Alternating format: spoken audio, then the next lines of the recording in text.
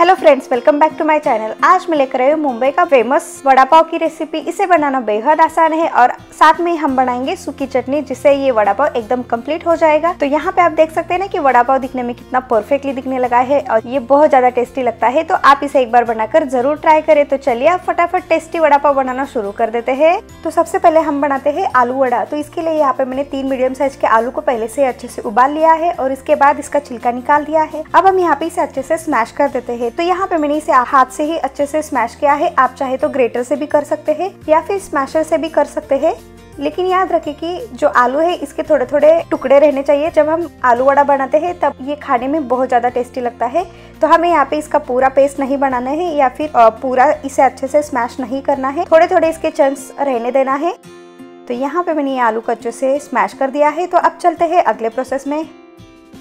तो हमें यहाँ पे एक मसाला पेस्ट बनाना है। तो इसके लिए यहाँ पे मैंने लिया है 5-6 से हरी मिर्च, साथ में ही लिया है 2 इंच अदरक, 7 से 8 लहसुन की कलियां लिया है और यहाँ पे मैंने लिया है 4 से 5 करी पत्ता के पान। तो सबसे पहले हमें यहाँ पे एक ब्लेंडिंग जार लेना है। अब इस जार में हम डाल देते हैं हरी मिर्च। हम इसे थोड़ा सा तोड़ के डाल देते हैं ताकि पीसने में एकदम आसानी हो जाए और ज्यादा टाइम भी ना लगे। तो यहाँ पे मैंने ये सारी हरी मिर्च डाल दिया है। साथ में ही डाल देते हैं लहसुन की कलियां, अदरक डाल देते हैं।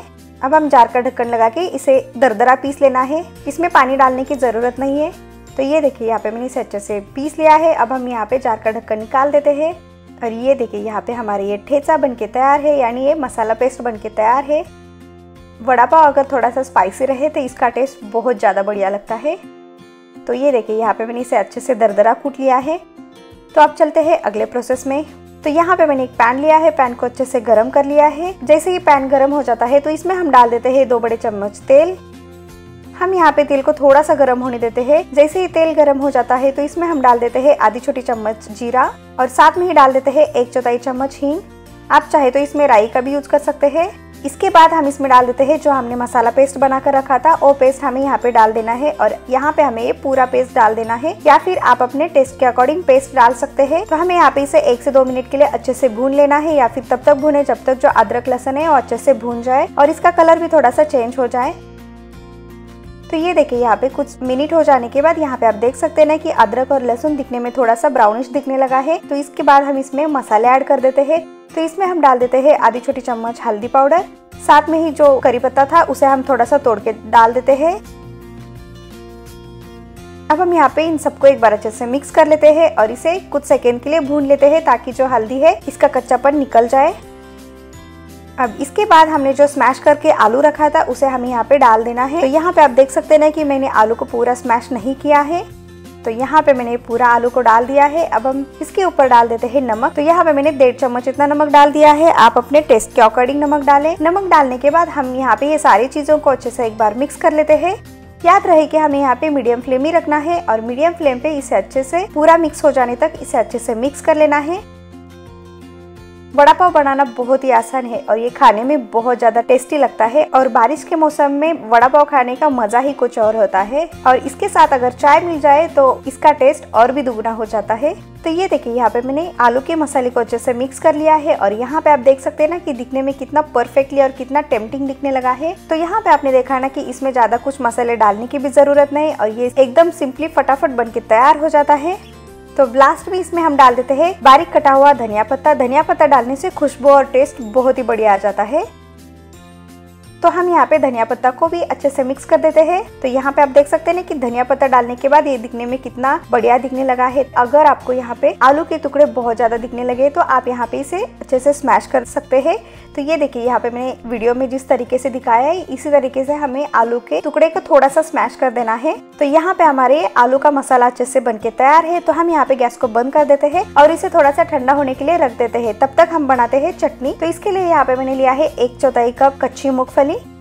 तो यहाँ पे मैंने इसे पैन में डाल दिया है। अब हम यहाँ पे इसे रोस्ट कर लेते हैं। तो हमें यहाँ पे इसे 3 से 4 मिनट के लिए अच्छे से रोस्ट कर लेना है मीडियम फ्लेम पे, ताकि जो चटनी बनेगी वो बहुत ज्यादा टेस्टी बनेगी। तो ये देखिए यहाँ पे 3 मिनट हो जाने के बाद जो मूंगफली है इसके ऊपर बढ़िया सा गोल्डन कलर दिखने लगा है। तो यहाँ पे हमारे ये मूंगफली अच्छे से रोस्ट हो चुका है। तो इसके बाद हम इसमें डाल देते हैं 2 चम्मच सूखा नारियल यानी बुरादा डाल देते हैं। तो अब हम यहाँ पे इसे भी अच्छे से मिक्स कर लेते हैं और इसे भी रोस्ट कर लेना है 1 से 1.5 मिनट के लिए, क्योंकि जो नारियल का बुरादा है वो फटाफट रोस्ट हो जाता है।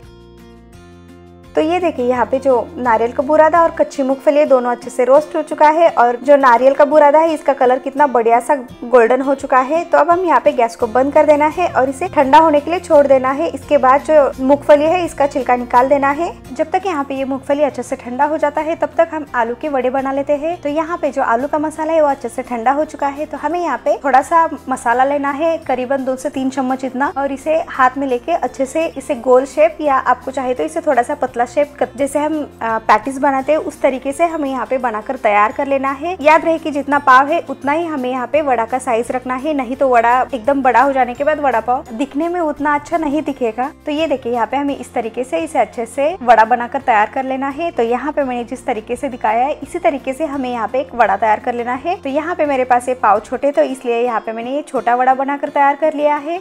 तो यहाँ पे एक वड़ा तैयार है। तो यहाँ पे मैं इसे एक प्लेट में रख देती हूँ और इसी तरीके से हम यहाँ पे ये दूसरा भी वड़ा तैयार कर लेते हैं। तो ये देखिए यहाँ पे मैंने फिर से 2 से 3 चम्मच इतना मसाला लिया है। अब हम इसे हाथ में लेके और इसके बाद हम यहाँ पे इसे राउंड शेप में कर देते हैं। इसके बाद थोड़ा सा हमें यहाँ पे इसे प्रेस कर देना है ताकि ये एकदम पैटीज के फॉर्म में आ जाए। तो यहाँ पे हमारी सेकेंड वड़ा भी अच्छे से बन के तैयार है और हम इसी तरीके से सारे वड़े को अच्छे से तैयार कर लेते हैं।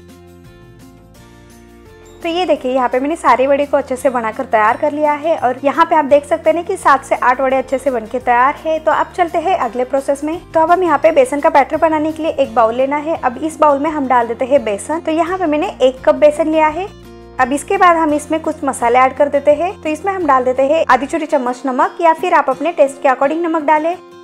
साथ में ही डाल देते हैं आधी छोटी चम्मच लाल मिर्च पाउडर, 1/4 चम्मच हल्दी पाउडर डाल देते हैं, एकदम थोड़ा सा यानी 1 पिंच इतना बेकिंग सोडा डाल देना है। अब हम यहाँ पे इन सबको एक बार अच्छे से मिक्स कर लेते हैं। तो यहाँ पे जैसे ये सारे ड्राई इंग्रेडिएंट्स मिक्स हो जाता है तो इसके बाद हम इसमें पानी ऐड कर देते हैं और इसका एक बैटर बनाकर तैयार कर लेना है। तो हम इसमें थोड़ा थोड़ा पानी ऐड करते हैं और इसे अच्छे से मिक्स करते हुए इसका एक सेमी थिक बैटर बनाकर तैयार कर लेना है। याद रहे कि इसमें गुठलियां नहीं होने चाहिए, एकदम स्मूथ बैटर बनाकर तैयार कर लेना है। तो ये देखिए यहाँ पे मैंने बैटर को अच्छे से बनाकर तैयार कर लिया है और यहाँ पे आप देख सकते हैं ना कि बैटर ना ही ज्यादा गाढ़ा है और ना ही ज्यादा पतला है। देखिए यहाँ पे स्पून में एक लाइन लगाने के बाद यहाँ पे आप देख सकते हैं ना कि बैटर कितना फ्लोइंग कंसिस्टेंसी का है। तो इसी तरीके से हमें यहाँ पे बैटर को अच्छे से बनाकर तैयार कर लेना है। अब हम यहाँ पे इसे कवर करके एक 5 मिनट के लिए साइड में रख देते हैं। तब तक हम यहाँ पे चटनी बनाकर तैयार कर लेते हैं। तो ये देखिए यहाँ पे मैंने सारी मूंगफली का छिलका निकाल दिया है। अब हम यहाँ पे इसे एक ब्लेंडिंग जार में डाल देते हैं। तो यहाँ पे मैंने ये सारा मूंगफली और साथ में ही कोकोनट पाउडर को भी डाल दिया है। अब इसके बाद हम इसमें डाल देते हैं 2 चम्मच लाल मिर्च पाउडर, या फिर लाल मिर्च पाउडर आप अपने टेस्ट के अकॉर्डिंग डाल सकते हैं। और इसमें ही डाल देते हैं आधी छोटी चम्मच जीरा, 7 से 8 लहसुन की कलियां डाल देते हैं। अब लास्ट में इसमें हम डाल देते हैं आधी छोटी चम्मच नमक, या फिर आप अपने टेस्ट के अकॉर्डिंग नमक डालें। अब हम यहाँ पे जार का ढक्कन लगा के इसका एक पाउडर बनाकर तैयार कर लेते हैं। तो हमें यहाँ पे रुक रुक के इसे चला लेना है। तो ये देखिए यहाँ पे मैंने चटनी को अच्छे से पीस लिया है। तो यहाँ पे आप देख सकते हैं ना कि यहाँ पे मैंने चटनी को ज्यादा पाउडर के फॉर्म में नहीं किया है, इसे थोड़ा थोड़ा दरदरा ही रखा है ताकि ये जब भी मुंह में आ जाता है तो बहुत ही बढ़िया लगता है। और यहाँ पे ये हमारी पीनट चटनी बनके तैयार है। इसका टेस्ट बहुत ही बढ़िया लगता है और ये खाने में बहुत ज्यादा लाजवाब लगता है। तो यहाँ पे हमारी ये चटनी रेडी है, बैटर रेडी है, वड़े रेडी है। तो अब चलते हैं वड़ा बनाने के प्रोसेस में। वड़े तलने के लिए यहाँ पे मैंने तेल को अच्छे से गर्म कर लिया है। तो यहाँ पे तेल गर्म है कि नहीं हम थोड़ा सा बैटर डाल के चेक कर लेते हैं। बैटर डालने के बाद अगर ये ऊपर आ जाए तो यहाँ पे इसका मतलब तेल अच्छे से गर्म हो चुका है। तो ये देखिए यहाँ पे तेल अच्छे से गर्म हो चुका है। तो हम यहाँ पे इस बैटर को बाहर निकाल देते हैं। तो अब हम यहाँ पे मीडियम फ्लेम पे सारे वड़े को तल लेते हैं। तो ये देखिए यहाँ पे मैंने एक वड़ा लिया है, अब इस बैटर में मैंने डाल दिया है। अब हम यहाँ पे इसे अच्छे से डिप कर लेते हैं। तो ये देखिए इसके ऊपर अच्छे से बैटर डाल देना है। आप चाहे तो हाथ से भी कर सकते हैं, नहीं तो यहाँ पे स्पून से भी कर सकते हैं। तो ये देखिए यहाँ पे मैंने वड़े को अच्छे से डिप कर लिया है। अब हाथ से एकदम आराम से हमें तेल में छोड़ देना है। तो इसी तरीके से वड़े को बैटर में डिप करके अच्छे से डाल देना है। तो हमें यहाँ पे सावधानी से डाल देना है। तो यहाँ पे मैंने एक साथ में 3 वड़े को डाल दिया है। तो स्पून से हम इसके ऊपर थोड़ा सा तेल डाल देते हैं। तो ये देखिए इस तरीके से हमें डाल देना है और इसे मीडियम फ्लेम पे 2 से 3 मिनट के लिए अच्छे से फ्राई कर लेना है, या फिर तब तक फ्राई करें जब तक इसके ऊपर अच्छा सा गोल्डन कलर आ जाए। तो हमें यहाँ पे इसे पलट देना है। तो ये देखिए पलटने के बाद इसके ऊपर कितना बढ़िया सा ब्राउनिश कलर आ चुका है। तो हमें यहाँ पे इसी तरीके से ब्राउन कलर आने तक फ्राई कर लेना है। तो इसे फ्राई करने के लिए कम से कम 3 से 4 मिनट लग सकते हैं। तो ये देखिए यहाँ पे वड़े अच्छे से फ्राई हो चुके हैं और यहाँ पे आप देख सकते हैं ना कि इसके ऊपर की कितना बढ़िया सा कलर आ चुका है। तो हम यहाँ पे इसे एक प्लेट में निकाल देते हैं, या फिर आप चाहे तो किचन टॉवल पे भी निकाल सकते हैं। तो यहाँ पे आप देख सकते हैं ना कि वड़ा कितना टेस्टी दिखने लगा है। तो इसी तरीके से हम सारे बाकी के वड़े को फ्राई कर लेते हैं। तो ये देखिए यहाँ पे मैंने सारे वड़े को अच्छे से फ्राई कर लिया है और इसके ऊपर कितना बढ़िया सा कलर आ चुका है। तो अब हम इसी तेल में हरी मिर्च को फ्राई कर लेते हैं ताकि ये वड़ा पाव का टेस्ट और भी बढ़ा देगा। तो यहाँ पे मैंने एक जाली लिया है, इसके ऊपर हम हरी मिर्च डाल देते हैं। अब हम यहाँ पे इसे तेल में अच्छे से डिप कर लेना है और ये इसे अच्छे से फ्राई कर लेना है। हरी मिर्च फ्राई करने के बाद ये थोड़ा सा तीखा कम लगता है और वड़ा पाव का टेस्ट बहुत ही बढ़िया आता है। तो ये देखिए यहाँ पे मैंने हरी मिर्च को अच्छे से फ्राई कर लिया है। तो इसे फ्राई करने में कम से कम 1 मिनट ही लगता है, इसे ज्यादा टाइम नहीं लगता है। तो अब हम यहाँ पे इसे एक प्लेट में निकाल देते हैं। अब इसके ऊपर हम थोड़ा सा नमक छिड़क देते हैं ताकि ये खाने में और भी ज्यादा टेस्टी लगे। अब इसे थोड़ा सा टॉस कर देना है या फिर इसे मिक्स कर देना है ताकि जो नमक है वो अच्छे से कोट हो जाए। तो यहाँ पे हमारे तले हुए मिर्ची भी अच्छे से रेडी है। तो अब हम यहाँ पे वड़ा पाव को असेंबल करते हैं। तो यहाँ पे मैंने पाव लिया है। अब हम यहाँ पे ये 2 पाव लेते हैं और यहाँ पे मैंने पाव को बीच में से कट कर लिया है। तो ये देखिए इस तरीके से हमें पाव को अच्छे से कट कर लेना है। तो यहाँ पे मैंने पाव को सेपरेट कर दिया है। अब हम यहाँ पे इसमें फिलिंग कर देते हैं। तो सबसे पहले हम इसमें बेस में डाल देते हैं शेंगा चटनी। अब इसके ऊपर रख देते हैं tasty and spicy vada. Vada के ऊपर भी हम थोड़ा सा चटनी डाल देते हैं ताकि एकदम तीखा खाने में मजा आ जाए। अब लास्ट में इसके ऊपर हम रख देते हैं तली हुई हरी मिर्ची। तो ये लीजिए हमारा टेस्टी वड़ा पाव बनके तैयार है। तो इसी तरीके से हम यहाँ पे ये सेकंड वड़ा पाव को भी तैयार कर लेते हैं। तो सबसे पहले हम पीनट चटनी डाल देते हैं, इसके ऊपर वड़ा रख देना है, उसके ऊपर फ्राइड हरी मिर्च रख देना है और यहाँ पे हमारे टेस्टी गर्मा गर्म और तीखा वड़ा पाव बनके तैयार है। तो आपने देखा ना कि इसे बनाना कितना आसान है और ये झटपट से बनने वाला रेसिपी है। तो आप इसे एक बार बनाकर जरूर ट्राई करें। अगर आपको आज की मेरी ये रेसिपी पसंद आए तो लाइक शेयर सब्सक्राइब करना ना भूलें।